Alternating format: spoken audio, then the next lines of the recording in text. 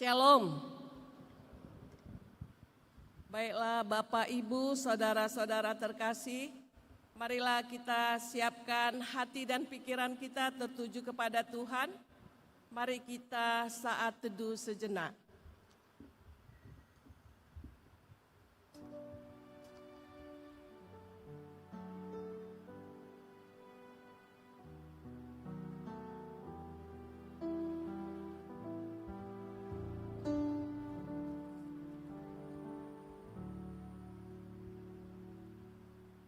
Amin. Kita naikkan pujian kita dari Kidung Jemaat nomor 220 ayat pertama sampai 2 ditambah 5.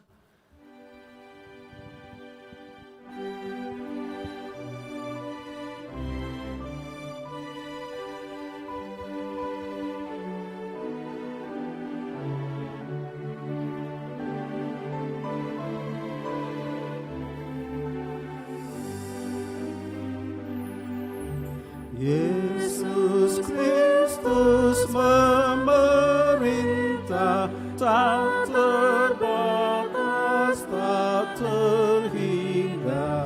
Alam semesta sujud, dunia patut memaklumkan Yesus Kristus itu Tuhan. Bangsa-bangsa bertelut.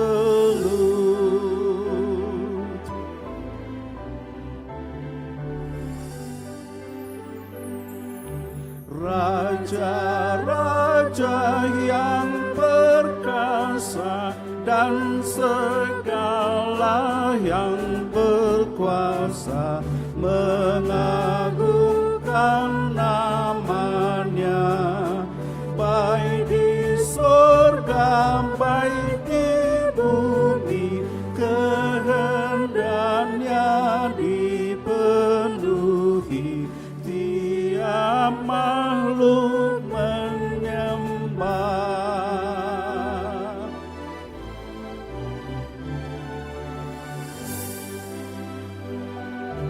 Kita selamat dalam Dia, ditebus dengan kasih-Nya dan darah-Nya yang kudus, pendamaian yang lestari, terang dan hidup yang abadi, disampaikan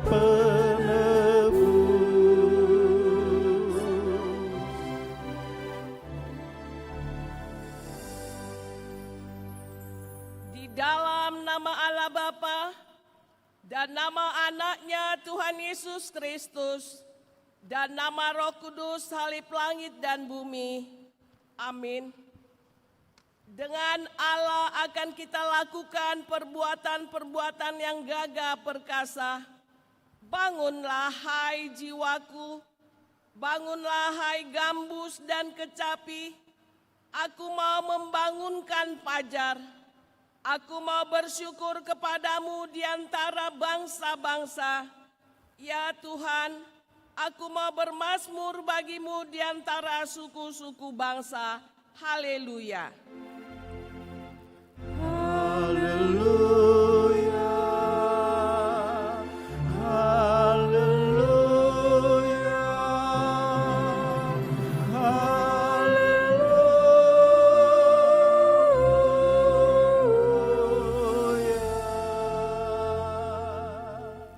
Kita berdoa.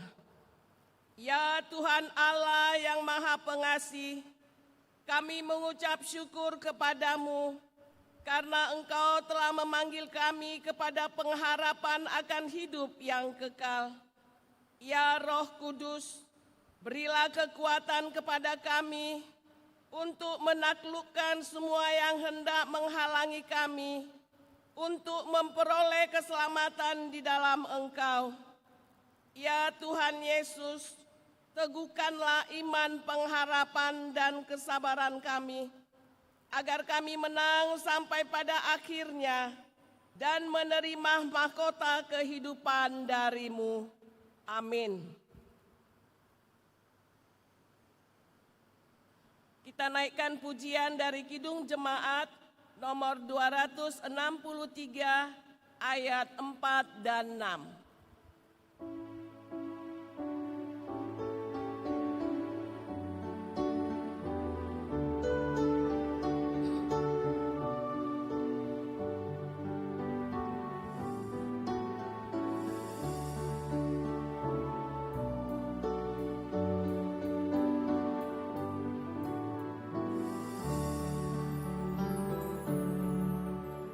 Yang telah menang namanya kan tertulis di kitab kehidupan yang bakal.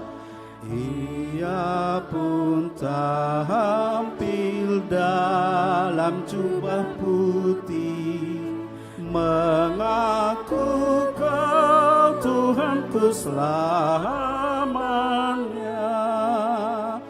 dan dari Dia ia terima tajuk mulia, selamat kudus, tajuk mulia, selamat kudus.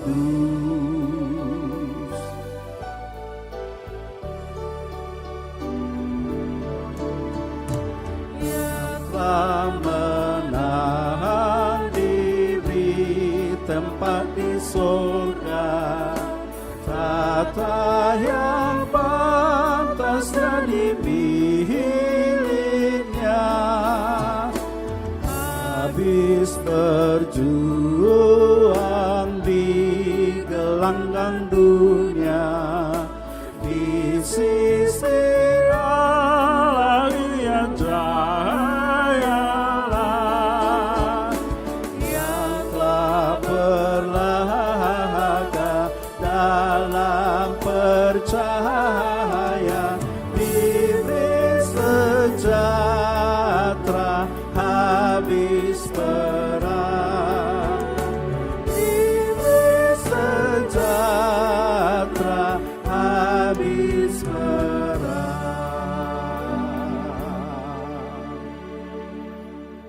Marilah kita mendengarkan firman Allah sebagai pendahuluan khotbah yang tertulis dalam Wahyu 7 ayat 9 sampai dengan ayat yang ke-17. Kita membaca secara responsoria, nanti ayat yang ke-17 kita baca bersama-sama. Demikian firman Tuhan. Kemudian daripada itu aku melihat, sesungguhnya suatu kumpulan besar orang banyak yang tidak dapat terhitung banyaknya, dari segala bangsa dan suku dan kaum bahasa, berdiri di hadapan takhta dan di hadapan Anak Domba, memakai jubah putih dan memegang daun-daun palem di tangan mereka. Dan dengan suara nyaring mereka berseru, keselamatan bagi Allah kami yang duduk di atas takhta dan bagi Anak Domba. Dan semua malaikat berdiri mengelilingi takhta dan tua-tua dan keempat makhluk itu. Mereka tersungkur di hadapan takhta itu dan menyembah Allah sambil berkata, Amin. Puji-pujian dan kemuliaan dan hikmat dan syukur dan hormat dan kekuasaan dan kekuatan bagi Allah kita sampai selama-lamanya. Amin. Dan seorang dari antara tua-tua itu berkata kepadaku, siapakah mereka yang memakai jubah putih itu? Dan dari manakah mereka datang? Maka kataku kepadanya, Tuanku, Tuhan mengetahuinya. Lalu ia berkata kepadaku, mereka ini adalah orang-orang yang keluar dari kesusahan yang besar, dan mereka telah mencuci jubah mereka dan membuatnya putih di dalam darah Anak Domba. Karena itu mereka berdiri di hadapan takhta Allah dan melayani Dia siang malam di bait sucinya, dan Ia yang duduk di atas takhta itu akan membentangkan kemahnya di atas mereka. Mereka tidak akan menderita lapar dan dahaga lagi, dan matahari atau panas terik tidak akan menimpa mereka lagi. Mari kita sama-sama membaca ayat 17. Sebab anak domba yang di tengah-tengah takhta itu akan menggembalakan mereka dan akan menuntun mereka ke mata air kehidupan. Dan Allah akan menghapus segala air mata dari mata mereka. Demikianlah pembacaan firman Tuhan. Yang berbahagia ialah mereka yang mendengarkan firman Allah dan yang memeliharanya. Amin. Kita bernyanyi, selidiki aku.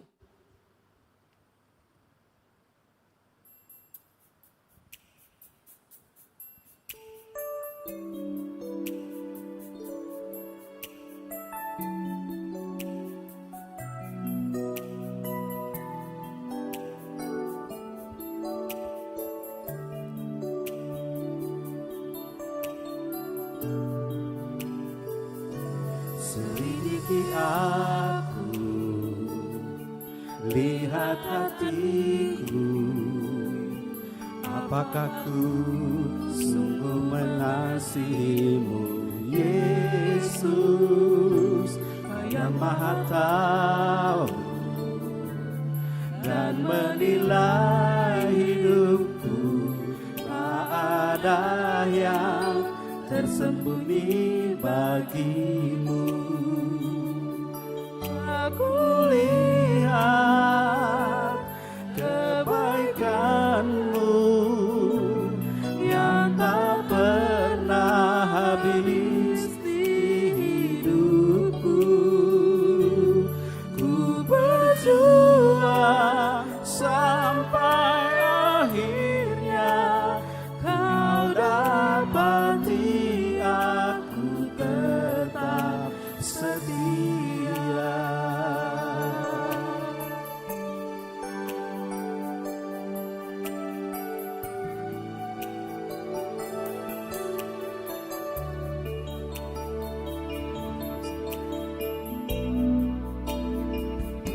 Selidiki aku,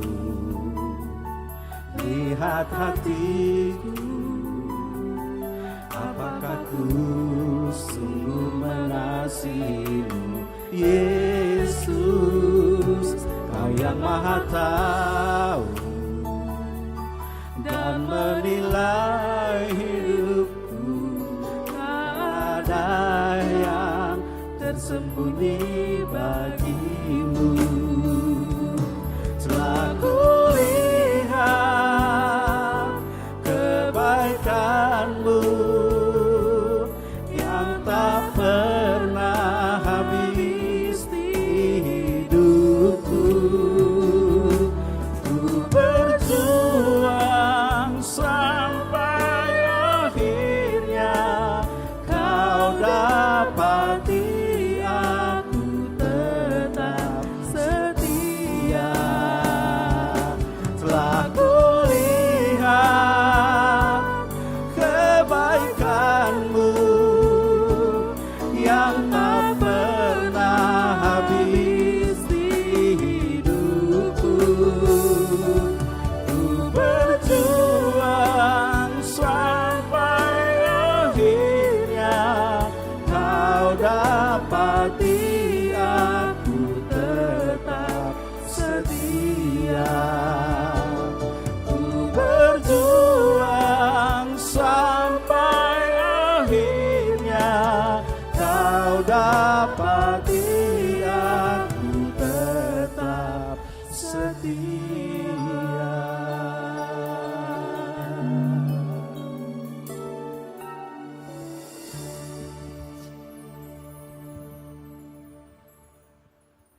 Bapak, Ibu, saudara-saudara terkasih, marilah kita datang ke hadirat Tuhan. Marilah kita merenungkan apa yang sudah kita lakukan sepanjang 1 minggu ini. yang tidak berkenan di hadapan Tuhan. Yang kadangkala kita mendukakan hati Tuhan dan juga terhadap sesama manusia. Kadang kita melukai hatinya, maka pagi ini ada kesempatan bagi kita untuk datang dan sujud di bawah kaki salib Tuhan, memohon keampunan dosa kita.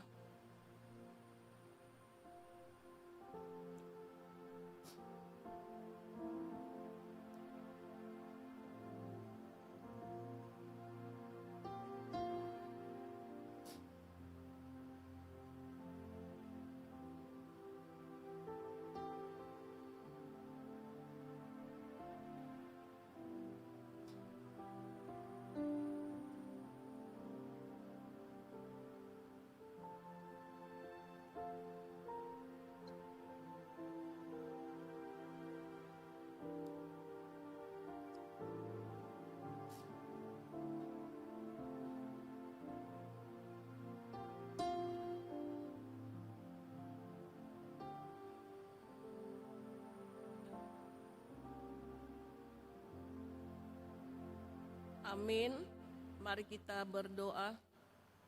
Bapa kami yang bertahta di dalam kerajaan surga, Engkaulah Tuhan yang berkuasa mengampuni segala dosa umat manusia. Dan pengampunan-Mu telah Engkau nyatakan melalui Yesus Kristus, anak-Mu yang tunggal Tuhan kami. Tolong dan kasihanilah kami, agar kami yakin dan percaya akan pengampunan dosa kami, sehingga kami benar-benar hidup dalam damai sejahtera dan Engkau dengan sesama kami.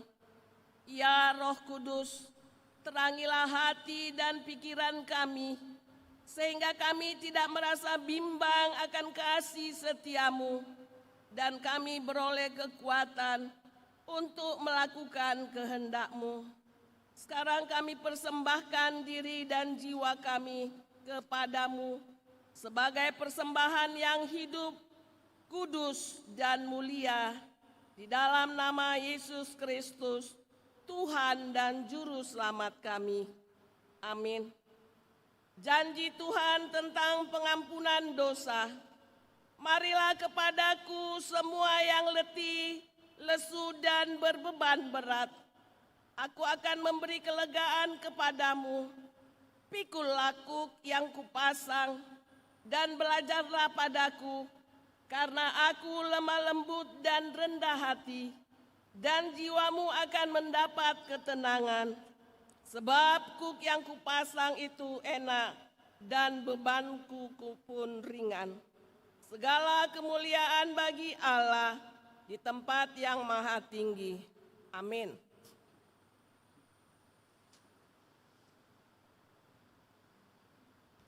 Mari kita bernyanyi.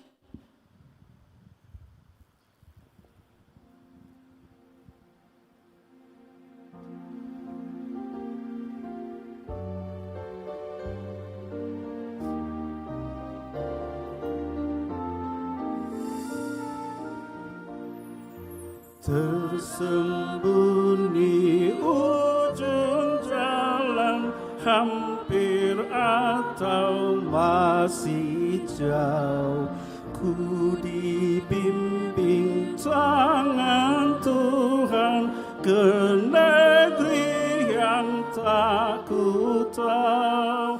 Bapa ajar aku ikut, apa juga maksudmu, tak bersangsi atau takut, beriman tetap teguh.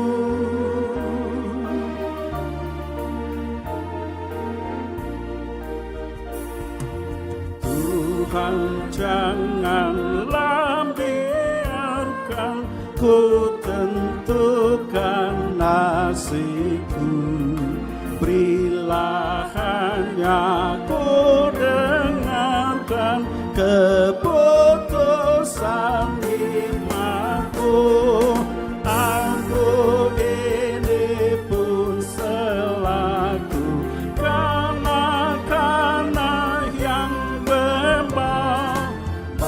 Bapa Tuhan bimbing aku ke kehidupan kekal.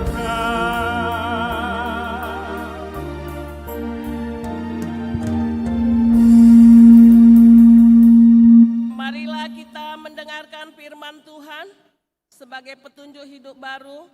Hukum Taurat yang pertama sampai dengan yang keempat. Hukum Taurat yang pertama. Akulah Tuhan Allahmu, jangan ada padamu Allah lain di hadapanku. Hukum Taurat yang kedua.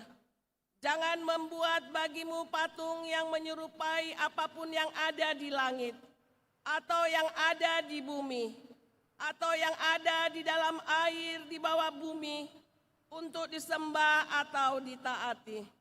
Hukum yang ketiga, jangan menyebut nama Tuhan Allahmu dengan sembarangan, sebab Tuhan akan memandang bersalah orang yang menyebut namanya dengan sembarangan. Hukum Taurat yang keempat, ingat dan kuduskanlah hari Sabat. 6 hari lamanya engkau akan bekerja dan melakukan segala pekerjaanmu. Tetapi hari ketujuh adalah hari Sabat Tuhan Allahmu.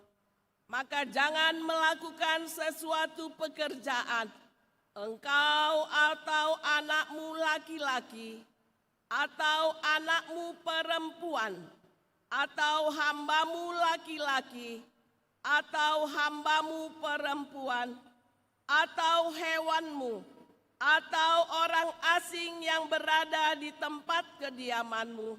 Sebab 6 hari lamanya Tuhan menjadikan langit dan bumi, laut dan segala isinya, dan Ia berhenti pada hari ketujuh. Itulah sebabnya Tuhan memberkati hari Sabat dan menguduskannya. Demikianlah hukum Taurat. Mari kita sama-sama memohon kekuatan daripada Tuhan. Ya Allah Bapa kami, berilah kami kekuatan untuk melakukan yang sesuai dengan hukum-Mu. Amin. Mari kita naikkan pujian kita dari Kidung Jemaat nomor 364 ayat yang pertama dan ketiga.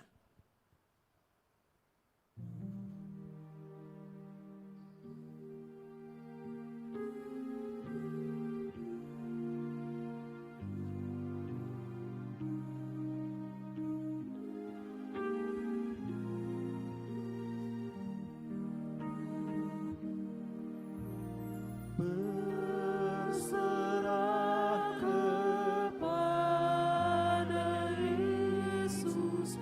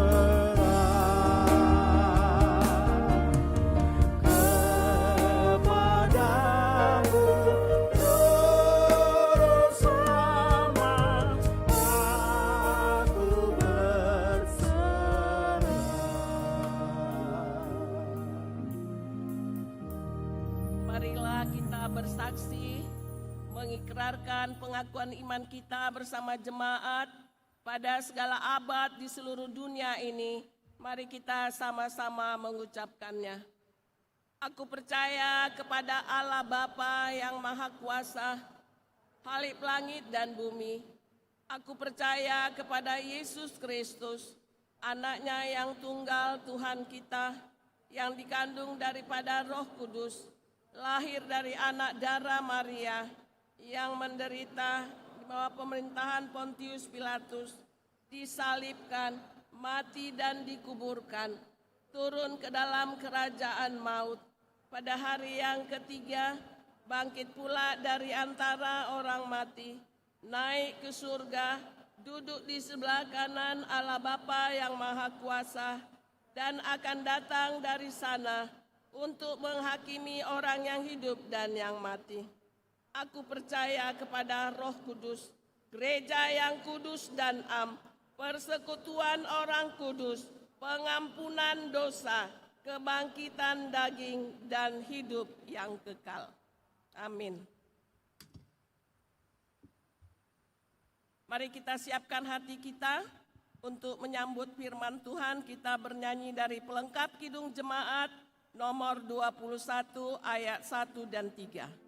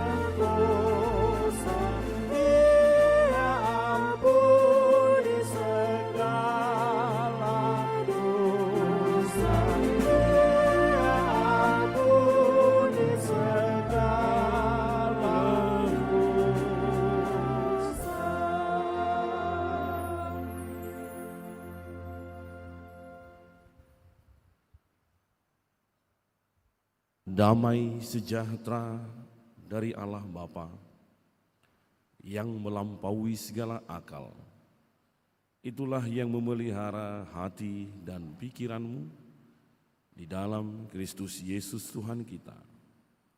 Amin.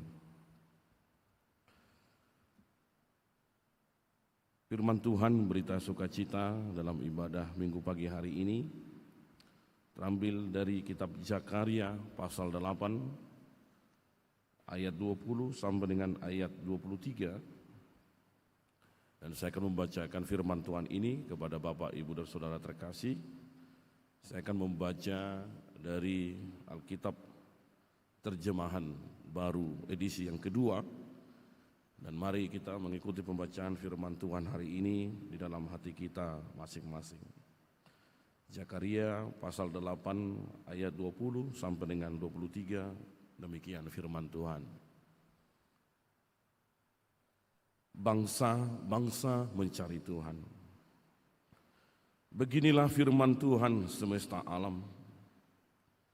Akan terjadi lagi bahwa bangsa-bangsa dan penduduk banyak kota datang. Penduduk kota yang satu akan pergi kepada penduduk kota yang lain dan berkata, Marilah kita pergi untuk melunakkan hati Tuhan dan mencari Tuhan semesta alam. Aku pun akan pergi. Jadi banyak bangsa dan suku-suku bangsa yang kuat akan datang mencari Tuhan semesta alam di Yerusalem dan melunakkan hati Tuhan. Beginilah firman Tuhan semesta alam.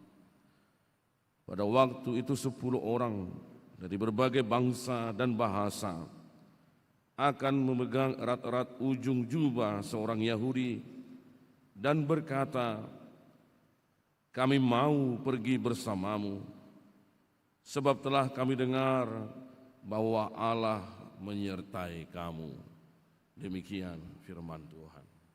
Shalom. Bapak Saudara terkasih, firman Tuhan hari ini diberi tema keselamatan bagi bangsa-bangsa. Memulai khotbah hari ini saya mengingat pengalaman 2 orang petani. Saya mau bertanya kepada Bapak Ibu Saudara terkasih. Ada 2 orang petani yang sepanjang hari selalu berdoa kepada Tuhan. Karena kebetulan di tempat mereka tinggal dan hidup musim kemarau yang begitu berkepanjangan. 1 minggu, 2 minggu hujan tidak turun. 1 bulan, 2 bulan hujan pun tidak turun. Tapi 2 orang petani ini memiliki respon yang berbeda dalam berdoa kepada Tuhan. Petani yang pertama, dia terus berdoa kepada Tuhan agar hujan diberikan oleh Tuhan kepada dia. Tetapi dia hanya terus berdiam di rumah dan terus berdoa. Dia terus berdoa bersekutu kepada Tuhan, membaca firman Tuhan dan terus berdoa berharap bahwa Tuhan mendengar dan akan memberikan hujan turun dan menjawab doa dari petani yang pertama ini. Petani yang kedua juga melakukan hal yang sama. Dia terus berdoa dan meminta kepada Tuhan agar Tuhan memberikan hujan kepadanya. Sambil membaca firman dan terus berharap dan berserah kepada Tuhan agar Tuhan menurunkan hujan kepada petani yang kedua. Hanya saja petani yang kedua agak berbeda sedikit.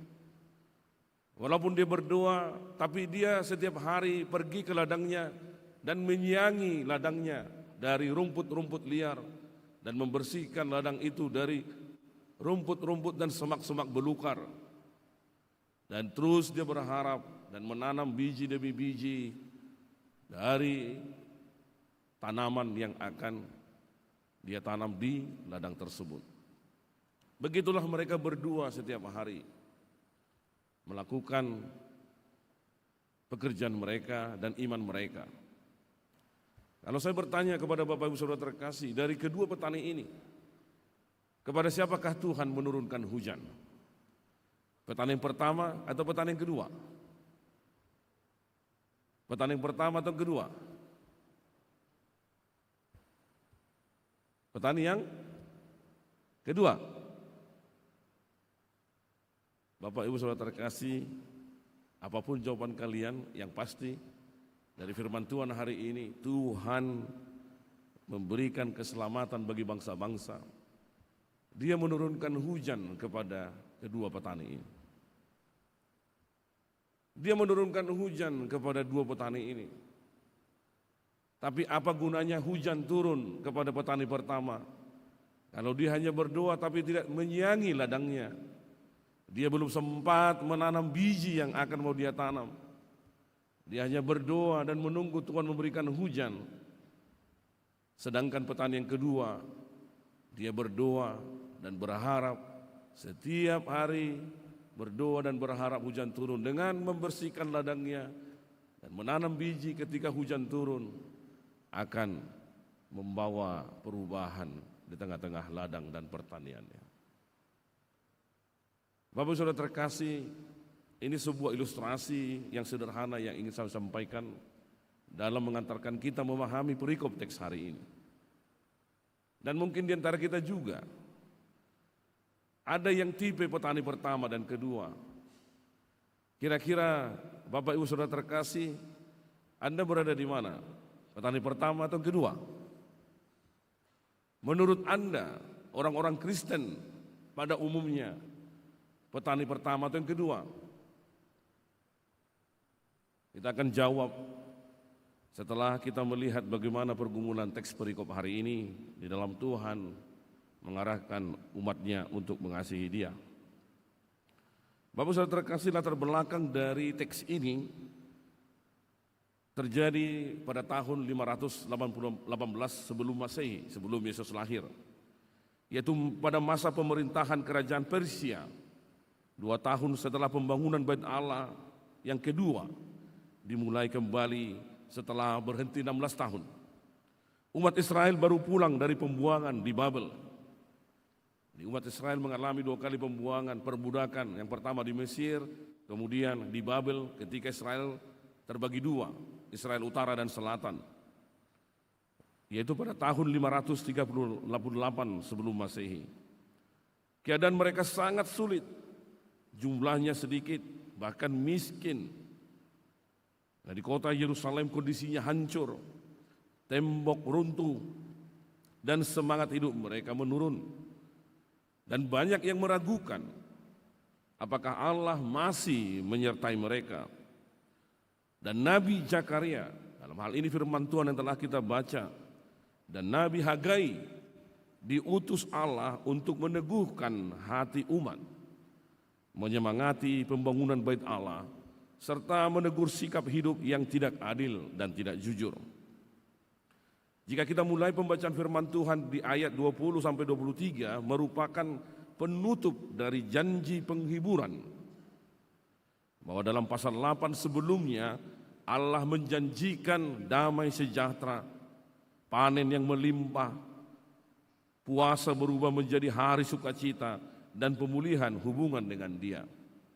Jika kita baca di pasal 7 atau pasal sebelum pasal 8 ini, maka kita melihat kontras keadaan bahwa dahulu Israel dianggap sebagai kutukan di antara bangsa-bangsa. Itu kita bisa baca di ayat 13.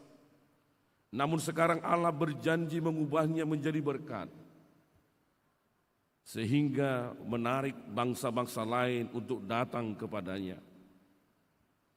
Bahwa ada kaitan dengan kedatangan utusan dari kota Betel yang datang bertanya kepada imam dan Nabi Zakaria di pasal 7 ayat 2. Ini menjadi gambaran awal tentang orang datang mencari perkenan Allah. Dan di sini kita bisa melihat bahwa sesungguhnya Tuhan memberikan pemulihan, dan janji pemulihan disampaikan menegaskan bahwa pemulihan bukan hanya untuk Israel, tapi juga membuka jalan bagi semua bangsa untuk mengenal Allah yang benar.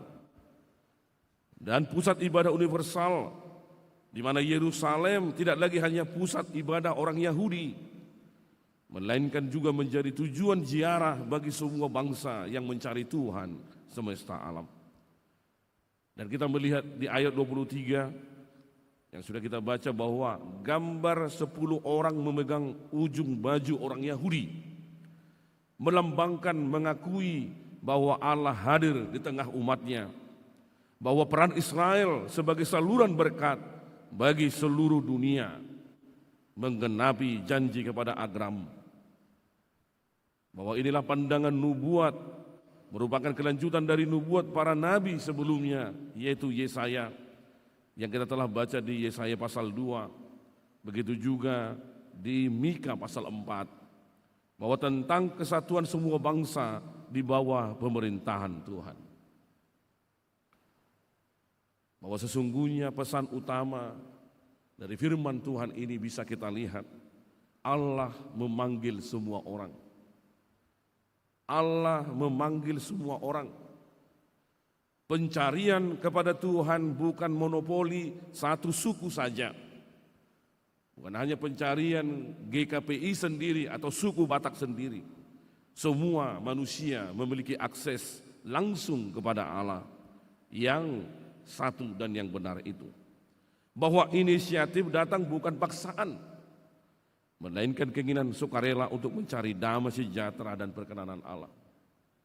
Tuhan tidak membuat kita menjadi robot atau wayang yang telah dikontrol secara detail, tapi dari ketulusan, kesadaran, dan kerendahan hatian kita untuk mencari dan mengikut Tuhan. Yang kedua, bahwa umat Allah itu harus menjadi saksi hidup. Bahwa umat Allah itu harus menjadi saksi hidup.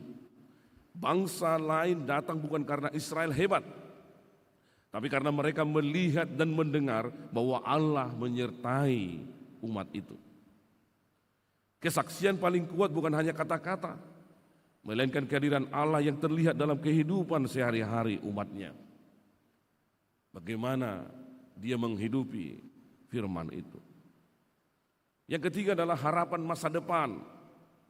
Harapan di masa depan, harapan misianik sebagai kita orang-orang yang menantikan juga nubuat kedatangan Mesias, bahwa bagi orang-orang Kristen digenapi dalam Yesus Kristus, di mana semua bangsa dipersatukan dalam satu keselamatan dan menjadi umat Allah yang baru. Jadi jangan berpikir nanti di surga kelak hanya jemaat GKPI saja yang ada di surga ya. Mungkin juga ada jemaat yang lain di sana. Dan juga pandangan eskatologis menggambarkan kesatuan akhir seluruh ciptaan di bawah pemerintahan Tuhan semesta alam. Dan yang terakhir, iman yang mengundang. Bahwa ketika kita beriman, di ayat 21 dikatakan menunjukkan iman itu harus menular. Iman itu harus mampu bertransformasi orang lain untuk meng-create bahwa orang lain juga mampu mengikut Tuhan dan beriman seperti kita. Bahwa orang yang telah bertemu dengan Allah akan mengajak orang lain untuk turut mencari Dia. Demikianlah 4 tema besar yang akan kita coba pahami dalam kehidupan kita, Bapak Ibu Saudara terkasih. Kehadiran kita sebagai umat-umat yang percaya kepada Tuhan, yang kita juga disebut sebagai gereja. Seorang teolog dari Afrika, dia mengutip pepatah dari nenek moyang mereka, mengatakan seperti ini: jika ingin berjalan cepat, berjalanlah sendiri. Jika ingin berjalan jauh, berjalanlah bersama orang lain. Jika Anda ingin berjalan cepat, berjalanlah sendiri. Jika Anda ingin berjalan jauh, berjalanlah bersama dengan orang lain. Bapak Ibu, kira-kira kita di tipe yang mana? Yang tipe yang mana dari perkataan itu? Dan kira-kira gereja saat ini posisinya di mana? Apakah gereja sekarang atau Anda sekarang ingin berjalan cepat sehingga Anda lebih mengarahkan atau berpusat pada diri Anda sendiri? Atau Anda memilih ingin menjalani perjalanan yang jauh, yang bukan hanya Medan saja, tapi seluruh dunia ini, tapi mau berjalan dengan orang lain? Siapa yang memilih ingin enjoy berjalan sendiri atau bersama orang lain? Dan inilah yang kita refleksikan dalam firman Tuhan hari ini. Bapak Ibu Saudara terkasih, kalau saya secara jujur melihat bahwa gereja harus melakukan sebuah refleksi dan pengakuan, dan bahkan harus mengalami pertobatan dan pembaruan agar sungguh-sungguh menjadi gereja yang misional. Kenapa saya mau mengatakan gereja yang misional? Gereja yang benar-benar membawa keselamatan kepada semua bangsa. Coba Bapak Ibu lihat dari seluruh gereja-gereja kita, HKBP, GKP, HKI, atau gereja BNKP, BKP, gereja Batak Karo, dan juga GP Papak Deri. Dari gereja misi yang hadir dari Jerman oleh Nomensen, adakah gerakan dari gereja-gereja kita yang arus utama, gereja-gereja kesukuan ini memiliki semangat untuk menyampaikan kabar baik itu kepada semua bangsa? Jangan-jangan kita masih tetap terperangkap dengan pelayanan-pelayanan internal dalam gereja kita. Kita bukan gereja yang misional, kita hanya gereja yang menikmati bahwa kabar baik dan firman Tuhan itu hanya untuk diri kita sendiri. Seolah-olah gereja tidak boleh memperkenalkan Yesus di luar sana. Kita malah menyimpan Yesus hanya berada di gedung gereja kita. Bahkan kita menjaga Yesus di dalam gereja supaya dia tidak keluar dari gereja ini. Saking cintanya kita kepada Yesus itu. Sementara di luar gereja, banyak orang yang merindukan kehadiran dia dibebaskan dari kemiskinan, kelaparan, dan kebodohan. Seperti Nomensen yang datang dari Nordstraat Jerman, membawa perubahan itu agar orang Batak keluar dari kebodohan, kemiskinan, perbudakan. Di Markus 6 ayat 37 Yesus berkata, dan tetap sama, kamu harus memberi mereka makan. Bahwa gereja harus pergi ke jalan-jalan, ke komunitas, ke tempat penderitaan, ke daerah pinggiran yang mereka dibuang, yang tidak dianggap dalam komunitas. Sekali lagi, adakah di antara kita sebagai gereja pribadi dan gereja sebagai institusi yang menjalankan ini sebagai gereja yang misional? Mari kita renungkan di dalam hati kita masing-masing bahwa firman Tuhan hari ini menggerakkan kita agar kita membaharui pikiran kita. Jangan hanya beriman berdoa seperti petani tadi tapi tidak melakukan apa-apa, atau hanya ingin berjalan sendiri, mau cepat, tidak peduli dengan orang lain. Saat ini gereja perlu hadir di tengah-tengah di mana kita harus dibaharui, di mana gereja harus berkolaborasi dan mau mendengarkan bahwa gereja itu harus misional yang tidak bergantung pada satu orang. Karena banyak gereja Manginang hanya menggantungkan hanya kepada satu dua orang, beberapa donatur gereja di sana. Ay nganong donatur ta, nganong namora di gereja tahun, napola perlu behita mama sorang-sorang di son. Dia terlalu menggantungkan dirinya kepada orang yang mapan di sana. Gereja terlalu menikmati zona nyaman dan tidak ikut berpartisipasi di dalam kebutuhan dan pelayanan pergumulan bersama yang dihadapi. Sesungguhnya Bapak Ibu Saudara terkasih, dikaruniai oleh Roh Tuhan, karunia roh yang bukan hanya satu dua orang yang memonopoli dalam pelayanan, tapi Bapak dan Ibu semua, generasi muda, orang tua diberi karunia oleh Tuhan. Bahwa Anda dan saya adalah pelayan Tuhan, di mana Tuhan mengutus kita menjadi pemimpin yang bisa menginspirasi orang-orang yang di sekitar kita. Pemimpin yang bukan hanya memerintah, tapi pemimpin yang benar-benar berubah di dalam iman kepercayaannya, mampu menginspirasi banyak orang. Bapak Saudara terkasih, kalau kita lihat secara jujur, mungkin banyak anak muda saat ini yang beribadah. Tapi Anda rasakan atau tidak, di gereja lain atau di sini, secara jujur, gereja seolah-olah ada jarak dengan generasi muda. Ada begitu luas dan jauh jarak antara orang-orang muda dan pelayanan gereja. Dan ini bisa terjadi, kita lihat bahwa gereja saat ini tidak mengerti bahasa-bahasa orang muda, istilah-istilah orang muda.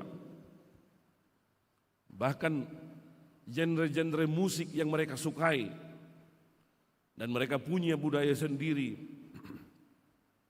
Tapi gereja tetap berada di zona nyaman merespon pergumulan orang-orang muda. Dan gereja hanya mempertahankan yang ada. Gereja hanya melihat yang ada di dalam. Misi gereja dimulai ketika kita mengingat bahwa gereja bukan milik kita. Bahwa gereja sekali lagi bukan milik kita. Gereja adalah milik Allah. Bahwa perintah Yesus tetap sama. Pergilah, jadikanlah semua bangsa muridku di Matius pasal 28 ayat 19 sampai 20. Gereja ada bukan hanya untuk mempertahankan dirinya. Gereja ada bukan hanya untuk mempertahankan dirinya, tapi untuk mengambil bagian dari misi Allah. Sekali lagi Bapak Ibu Saudara terkasih, gereja membutuhkan pertobatan. Saya mengutip dari perkataan Paus Fransiskus. Dia mengatakan pertobatan misioner. Bapak dan Ibu, ketika misi telah melembaga menjadi gereja, menjadi organisasi, kadang kita terjebak lebih mencintai organisasi atau brand nama gereja itu daripada Tuhan sendiri. Untuk nama gereja kita rela mati, tapi untuk Tuhan Yesus kita tidak berani mempertaruhkan apapun. Anda lebih mencintai organisasi Anda, lembaga Anda, daripada mencintai Yesus sendiri. Gereja harus beyond, melampaui itu. Gereja harus bergerak dari organisasi yang sangat administratif, menurunkan surat-surat, dang boy terdiri, dang boy madua, sangat administratif. Padahal dulu sebelum dia menjadi lembaga organisasi sangat misional dan evangelis. Tapi sekarang kekuatan gereja sebagai gereja yang evangelis dan misional tidak ada lagi. Sekarang gereja lebih sibuk memikirkan pemeliharaan, maintenance, perawatan gedung, bagaimana biaya listrik AC, dan bagaimana ini dirawat gedung-gedung ini supaya indah. Dan tiap tahun per 10 tahun bagaimana diperbesar, disolek lagi. Begitulah gereja setelah menjadi organisasi dan institusi. Dan dia mulai mempertahankan diri, membentengi diri, hanya peduli dengan member, anggotanya saja. Orang-orang di luar tembok dan benteng, sekalipun mereka membutuhkan di luar sana, tidak mau memberikan diri. Dan selalu matanya tertuju ke dalam, hanya tertuju ke dalam, hanya melihat kekurangan apa yang di dalam, hanya melihat kekurangan kiri kanannya. Tidak bergerak keluar dan dinamis. Jumlah anggota menurun, justru berfokus karena bertahan hidup. Tetapi Yesus berkata di Matius 16 ayat 25, barang siapa mau menyelamatkan nyawanya, ia akan kehilangan nyawanya. Tetapi barang siapa kehilangan nyawanya karena aku, ia akan memperolehnya. Demikianlah Bapak Saudara terkasih, bagaimana kita dipilih Tuhan dalam firman Tuhan yang saat ini kita dengarkan. Bahwa gereja sering hanya menjadi benteng di dalam kehidupan kita. Gereja sering hanya melihat dirinya sebagai masyarakat yang sempurna berdiri di atas dunia. Seolah-olah kita lebih kudus dari orang-orang di luar sana. Dan kita menutup diri kepada mereka untuk agar mereka juga mengenal Tuhan. Biarlah Tuhan hanya mengenal saya dan Anda. Bapak Saudara terkasih, gereja harus menemukan kembali identitasnya sebagai gereja yang misional, berjalan bersama manusia, berbagi sukacita dalam pergumulan mereka, mengakui kelemahan dirinya, dan belajar dari orang lain bahwa gereja berbagi sukacita dan harapan kepada satu dengan yang lain. Bahkan ketika bencana terjadi, gempa bumi, topan, perang, pandemi, gereja harus kembali melihat kesamaan kemanusiaan kita, bukan malah memilih. Saat ini kita bisa merasakan itu. Jika komunitas gereja hanya terkungkung, terisolasi, mari kita membuka jaringan dan hubungan kepada gereja-gereja semua orang yang ada di luar sana. Jikalau gereja hanya sibuk berkompetisi karena apa? Gedung gereja yang lebih besar, jumlah jemaat yang lebih banyak, persembahan jemaat yang paling banyak. Saatnya berkolaborasi, tidak lagi penting berkompetisi. Dari hierarki, bisop, moderamen, atau preses, atau eporus, atau pendeta resort fungsional, hierarki di gereja itu. Kita harus merubah itu, bahwa pelayanan ini adalah tanggung jawab bersama. Pelayanan bersama.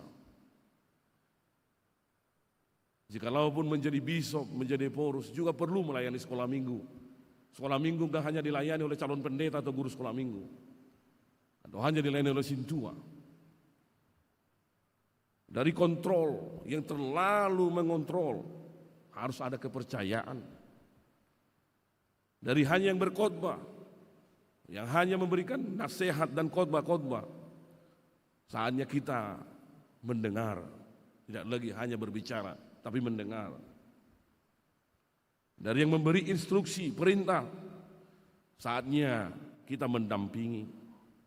Dari merasa superior, paling hebat, dominan, arogan, saatnya kita sekarang merendahkan hati. Dari monolog, di mana kita hanya selalu mendengar dari satu orang yang menentukan semua, saatnya kita berdialog. Saatnya kita saling menghormati dalam dialog yang terbuka dan hormat. Dari struktur, sekarang melihat manusia. Jangan kita hanya melihat pejabat-pejabat yang layak dihormati, seolah-olah para pejabat-pejabat gereja saja yang manusia, lalu jemaat bukan manusia. Kita melihat semuanya adalah sama manusia di hadapan Tuhan. Dari yang menunggu, yang hanya menunggu, di gereja menunggu, saatnya kita diutus Tuhan untuk pergi keluar. Bapak Saudara terkasih, kenapa suara saya minta maaf agak sedikit serak, karena 1 minggu saya mengikuti konferensi di Malaysia, yaitu konferensi ALPA, yang digerakkan dari Inggris, gereja Anglikan. Seorang tokoh atau seorang manusia biasa, saya mengatakan dia menjadi tokoh karena saya mengenal dia, saya telah diundang ke sana. Dia bernama Nicky. Dia melayani bersama istrinya dengan gerakan ALPA dan telah berhasil memuridkan 3.000 leader pemimpin di Asia Afrika selama 20 tahun. Dan kami berkumpul di Malaysia 3.000 orang dari berbagai gereja, bahkan Katolik, bahkan karismatik, bahkan gereja-gereja Protestan seperti Lutheran, Presbyterian, semua berkumpul di sana dari dampak gerakan pemuritan ALPA yang dilakukan oleh Nicky. Dan luar biasa Bapak dan Ibu. Semangat misional itu menyala dan saya merasakan di sana. Betapa ternyata pentingnya gereja melihat gerakan para pemuda saat ini. Dari 3.000 orang, 2.000 orang lebih adalah generasi muda yang terpanggil untuk melayani Tuhan dalam pelayanan komunitas cell group di kampus masing-masing, di dunia kerja masing-masing. Saya tidak pernah membayangkan kalau semua pemuda-pemuda gereja dari berbagai denominasi bisa berbicara, duduk bersama, memuji Tuhan bersama, dan punya komitmen bersama dalam visi yang sama. Bapak Saudara terkasih, ada perubahan hati yang saya rasakan di sana. Bahwa firman dan mengenal Yesus itu telah mengubah cara pandang dan hati kita untuk menyelamatkan semua bangsa di dunia ini. Bahwa hidup kita ini terpanggil bukan hanya menjadi seorang, dalam tanda kutip, saya ibaratkan pemancing yang hanya memancing ikan jahir atau ikan mas di Danau Toba. Bahwa Anda juga dipersiapkan Tuhan bisa menangkap ikan di samudra, menangkap ikan paus, bahkan hiu. Jika memang kita punya iman dan percaya kepada Tuhan. Bahwa bangsa-bangsa di dunia ini, mereka juga harus diselamatkan. Tapi gereja jangan terlalu fokus kepada gedung dan struktur dan program. Gereja jangan selalu fokus untuk memperindah gedung gereja, dekorasi gereja. tapi melupakan manusia dan tidak ramah bagi saudara-saudara kita yang disabilitas. Tidak peduli dengan kebutuhan saudara-saudara kita yang menderita. Tidak memperhatikan pergumulan jemaat. Dan tidak berdenyut nadi dan jantung kita peduli melihat persoalan saat ini. Orang miskin yang terlupakan, para kaum muda yang terluka, mereka yang berada di pinggiran masyarakat. Menutup khotbah hari ini, saya mau mengatakan kepada Bapak Ibu Saudara terkasih, Allah tidak menunggu Anda tua baru melayani. Generasi muda saat ini merupakan the most spiritually open generation in history. The most spiritually open generation in history. Bahwa gereja tidak boleh kehilangan momentum mereka. Bahwa pemuda harus diberdayakan. Bahwa satu generasi untuk menjangkau generasinya sendiri. Mereka lah yang mampu dan mengerti apa kebutuhan generasi mereka. Tapi kita harus memberdayakan mereka agar mereka menjawab persoalan generasi mereka. Empower a generation to reach a generation. Bukan hanya melayani anak muda, tetapi memperlengkapi mereka. Di Mazmur 145:4 dikatakan, satu angkatan akan memasyurkan pekerjaanmu kepada angkatan yang lain. Jika Anda berusia di atas 30 tahun, generasi muda membutuhkan Anda. Mereka membutuhkan mentor, bapak rohani, ibu rohani, pelatih pembimbing, pendoa, dan bukan hanya sekedar memberikan nasihat atau khotbah kepada mereka. Dan hari ini saya bangga berdiri di hadapan anak-anak muda. This is your time. This is our generation. Ini saatmu untuk meneruskan tongkat misi gereja. Bawalah kabar baik keselamatan itu kepada semua bangsa. Ketika kau telah diselamatkan oleh Tuhan, selamatkanlah bangsa-bangsa dimanapun engkau berada. Amin. Kita berdoa. Terima kasih Tuhan untuk firman yang telah kami dengarkan. Dan biarlah kami semua Tuhan sungguh-sungguh memahami makna panggilan hidup kami yang bukan hanya sekedar pendengar, yang hanya mendengarkan khotbah dan mengkhotbahi orang lain. Tapi kami telah Kau pilih Tuhan membuat perubahan di tengah-tengah dunia ini. Kami berdoa buat orang tua kami yang saat ini beribadah bersama dengan kami. Di tengah usia dan kelemahan fisik mereka, Tuhan pulihkan mereka, berikan mereka kekuatan dan semangat untuk tetap menginspirasi dan menjadi teladan di tengah-tengah kaum muda dan generasi muda saat ini.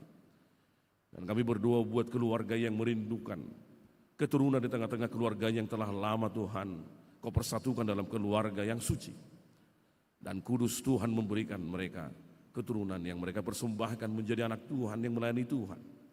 Dan kami berdoa untuk adik kami yang sudah dewasa, yang telah bertumbuh di dalam pengenalan akan Tuhan, yang merindukan pasangan hidup yang takut akan Tuhan. Engkaulah yang mempertemukan yang terbaik buat mereka. Dan kami berdoa buat adik kami yang telah lulus di dalam perkuliahan dan studi mereka untuk mencari pekerjaan, memberikan yang terbaik kepada dia Tuhan untuk berkarya sesuai dan seturut karunia yang Tuhan berikan kepadanya dan menjadi saluran berkat Tuhan di mana dia Engkau telah utus. Dan kami berdoa buat adik-adik kami yang masih menempuh proses pendidikan, baik adik-adik sekolah minggu, remaja, pemuda, berikan mereka Tuhan hikmat dari-Mu.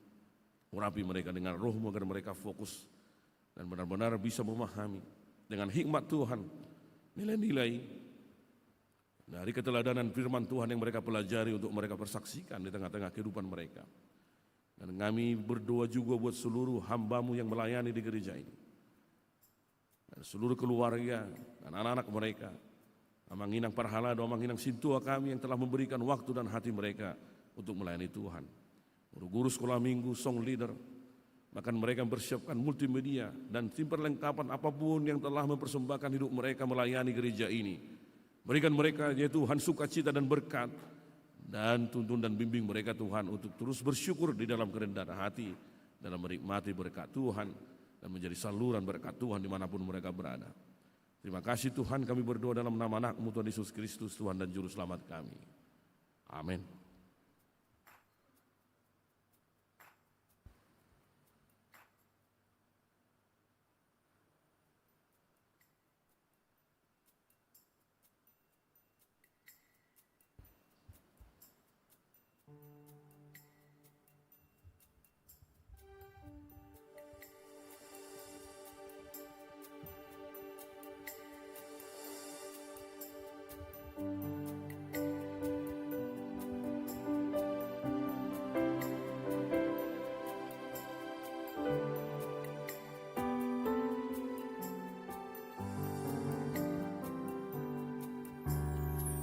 Besar dan ajaiblah karya-Mu, adil dan benarlah jalan-Mu, Raja segala bangsa yang maha kuasa, mulia nama-Mu. Besar dan ajaiblah karya-Mu, adil dan benarlah jalan-Mu, Raja segala bangsa yang maha kuasa, mulia nama-Mu. Layaklah segala bangsa sujud kepadamu,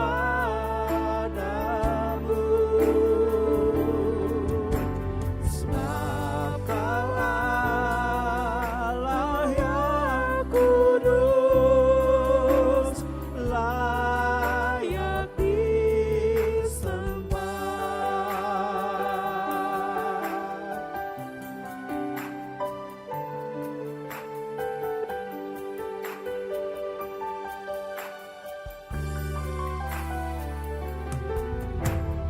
Besar dan ajaiblah karya-Mu,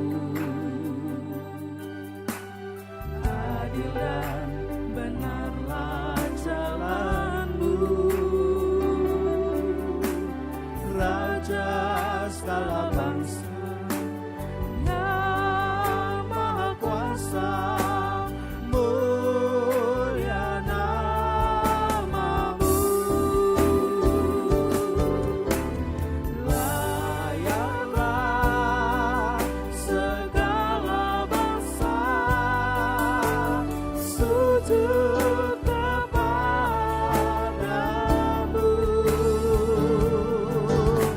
sebab Allah yang kudus, layak disembah. Layaklah segala bangsa sujud kepadamu, sebab Allah yang kudus, layak disembah. Sebab Allah yang kudus, layak disembah.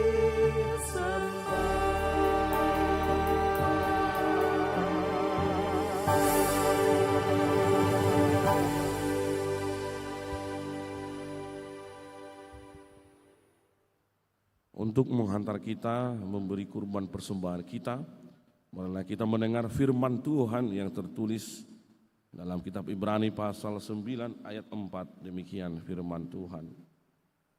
Di situ terdapat mezbah pembakaran rupa dari emas dan tabut perjanjian yang seluruhnya disalut dengan emas. Di dalam tabut perjanjian itu tersimpan buli-buli emas berisi mana, tongkat Harun yang pernah bertunas, dan loh-loh batu yang berisi perjanjian. Demikian firman Tuhan.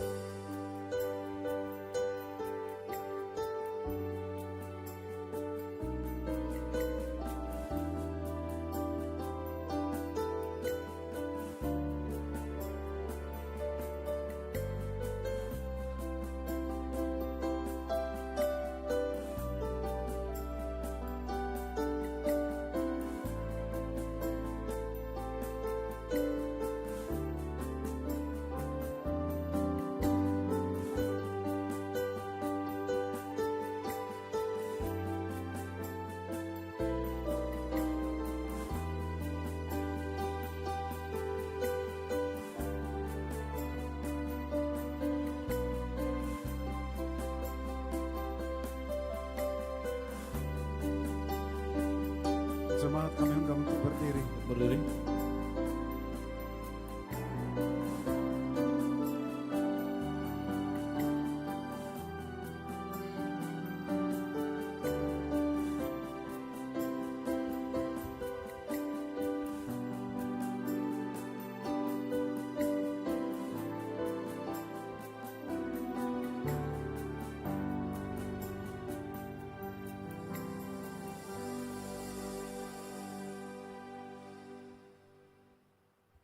Ya Allah Bapa kami yang di surga, kami mengaku dengan setulus hati, Engkaulah sumber segala berkat dan karunia dalam kehidupan kami. Di sini kami mempersembahkan kurban syukur kami kepadamu. Terimalah persembahan umat-Mu dan berkatilah menjadi alat kesaksian, persekutuan dan pelayanan jemaat-Mu ini. Jadikanlah hidup kami persembahan yang berkenan kepadamu. Dan pakailah hidup kami untuk turut menghadirkan tanda-tanda kerajaan, kasih, keadilan, damai sejahtera, dan sukacita. Bukalah hati kami oleh Roh Kudus-Mu, agar kami senantiasa mengucapkan syukur kepadamu, di dalam nama Yesus Kristus Tuhan kami. Amin. Mari bersyukur semua atas kebajikan Tuhan, kasih perjanjiannya sungguh nyata selamanya. Umat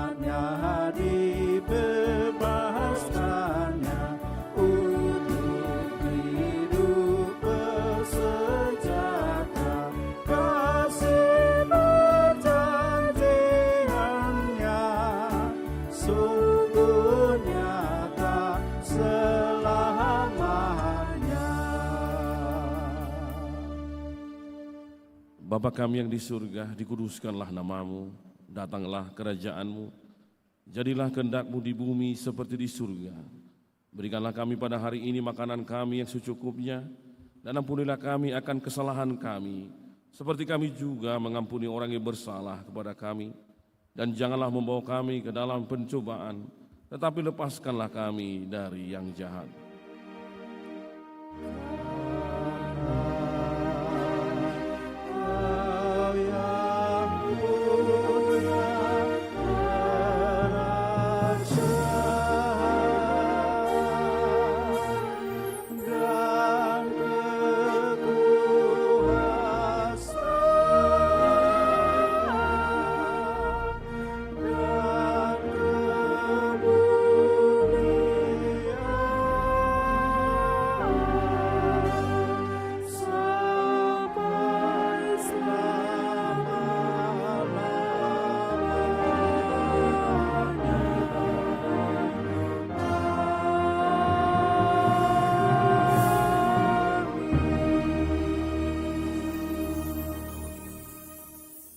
Tuhan memberkati dan melindungi engkau.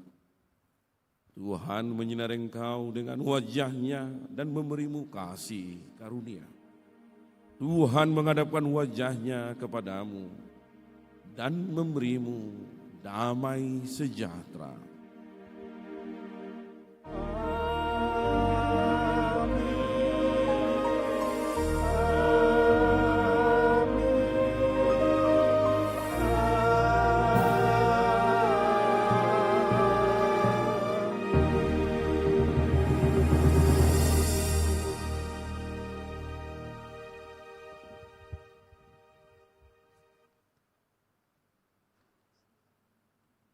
Selamat hari Minggu buat kita semuanya.